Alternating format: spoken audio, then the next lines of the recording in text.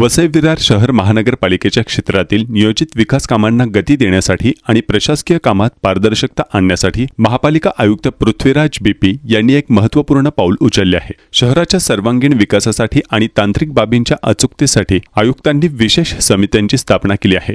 अंदाजपत्रक समिती, निविदा समिती, शहर सौंदर्यीकरण समिती आणि शहर वाहतूक सुधारणा समित्यांचा यामध्ये समावेश आहे। वसई विरार शहराचे नागरिकीकरण झपाट्याने वाढले आहे। वाढत्या नागरिकीकरणासह शहरातील समस्यांमध्ये देखील वाढ झाली आहे। तर दुसरीकडे या समस्या सोडवण्यासाठी विविध प्रकल्प राबविले जात आहेत। मात्र या प्रकल्पांदरम्यान गैरप्रकार घडत असल्याच्या अनेक तक्रारी समोर येत असतात। त्यामुळे वाढत्या गैरप्रकारांना आळा घालण्यासाठी आणि पालिकेच्या कामात सुसूत्रता आणण्यासाठी महापालिकेने 4 नवीन समित्या गठीत केल्या आहेत, ज्या मुख्यत्वे शहराचे सुशोभीकरण, वाहतूक व्यवस्था, निविदा प्रक्रिया आणि प्रकल्पांचे अंदाजपत्रक या महत्त्वाच्या बाबींवर लक्ष केंद्रित करणार असल्याचं महापालिका आयुक्तांनी सांगितलं आहे। शहरात विविध प्रकारचे प्रकल्प राबविले जातात। विकास कामांचा खर्च आणि तांत्रिक आराखडा तपासून घेण्यासाठी समिती तयार केली आहे। अनेकदा कामांच्या किमती फुगवून सांगितल्या जातात किंवा तांत्रिक त्रुटी राहतात यांची तपासणी करणे, विकास कामाचे दर आणि अंदाजपत्रक यांची तपासणी करणे अशी महत्त्वपूर्ण कामे समितीकडून केली जाणार आहेत। आयुक्तांच्या अध्यक्षतेखाली ही समिती काम करणार आहे। निविदा समिती, निविदा प्रक्रियेत पारदर्शकता आणण्यासाठी ही समिती गठीत करण्यात आली आहे। कामासाठी कंत्राटदारांची निवड करताना पारदर्शकता राखणे, निविदांमधील अटी शर्तींची पडताळणी करणे आणि योग्य कंत्राटदाराची निवड या समितीतून होणार आहे। याशिवाय अनेकदा निविदा प्रक्रियेत विलंब होतो, तो टाळण्यासाठी ही समिती फायदेशीर ठरणार आहे। शहर सौंदर्यीकरण समिती, वसई विरार शहराच्या सौंदर्यात भर टाकून नागरिकांना राहण्यासाठी एक प्रसन्न वातावरण निर्माण होण्याच्या दृष्टीने महापालिकेने शहर सौंदर्यीकरण समिती स्थापन केली आहे। महापालिकेचे अतिरिक्त आयुक्त संजय हेरवाडे यांच्या अध्यक्षतेखाली ही समिती काम करणार आहे। शहरातील मुख्य चौक, उड्डाणपुलांखालील जागा, उद्याने आणि दुभाजक यांचे सौंदर्यीकरण केले जाणार आहे।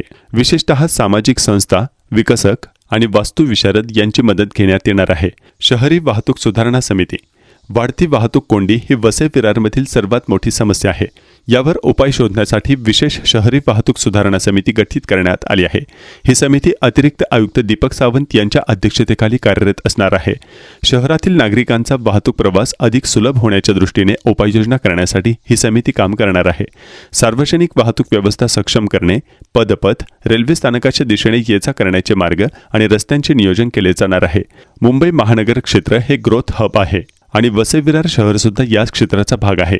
त्यामुळे महानगरपालिकेची कार्यपद्धत योग्य असणे गरजेचे आहे। काम योग्य आणि चांगल्या पद्धतीने व्हायला हवे म्हणून या समित्या गठीत करण्याचा निर्णय घेण्यात आला आहे, असे वसई विरार महानगरपालिकेचे आयुक्त पृथ्वीराज बीपी यांनी सांगितले। नमस्कार, मी पृथ्वीराज, मी आयुक्त वसई विरार महानगरपालिका। आज आम्ही आमच्या कार्यालयामध्ये सगळे पत्रकारांना बोलून माझ्यासोबत आमचे अतिरिक्त आयुक्त संजय हेरवडेजी आणि दुसरे अतिरिक्त आयुक्त दीपक सावंतजी, आम्ही सगळ्यांनी बरेचसे विषयावर चर्चा केली। बरेचसे इनिशिएटिव्ह जे आम्ही घेत आहे त्याच्याबद्दल सविस्तर माहिती दिलेली आहे, ज्याच्यामध्ये प्री मॉन्सून तयारीच्या अनुषंगाने काय आपण जे रुटीन काम ते करत आहे ते दॅट इज वन पार्ट। पण त्याच्याशिवाय बरेचसे इश्यू आहे की इलिगल जे भूभराव होते, इलिगल CND वेस्ट डम्पिंग जे होते त्याच्यासाठी काय करता येईल। काही रेल्वेशी रिलेटेड विषय होते की रेल्वेच्या जे ट्रॅक आहे त्याच्यावर सगळ्यांना माहिती आहे की 2018-19 मध्ये आपल्याला फार प्रॉब्लेम झाली होती। तर ते पाण्याचा निचरा व्यवस्थित पद्धतीने झाला पाहिजे, तर त्याच्यासाठी रेल्वेचे काही विषय तेही चर्चा झालेली आहे।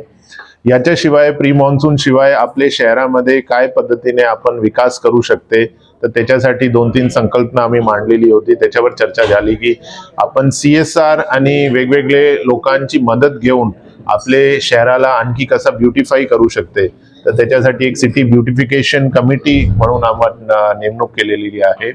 याच्यासोबत जे ज्वलंत प्रश्न आहे ट्रॅफिक कंजेशनच्या शहरामध्ये, स्पेशली स्टेशन एरियामध्ये, तर त्याच्यासाठी शॉर्ट टर्म उपाय आणि लॉंग टर्म उपाय काय करू शकते, तर ते एक व्यवस्थित पद्धतीने त्याच्यावर काम होण्यासाठी आपण एक अर्बन मोबिलिटी सेल त्याची एक संकल्पना मांडली आणि त्याच्यामध्ये काय त्याची कार्यपद्धती होणार आहे तेही डिटेलमध्ये आपण सांगितलेलं आहे।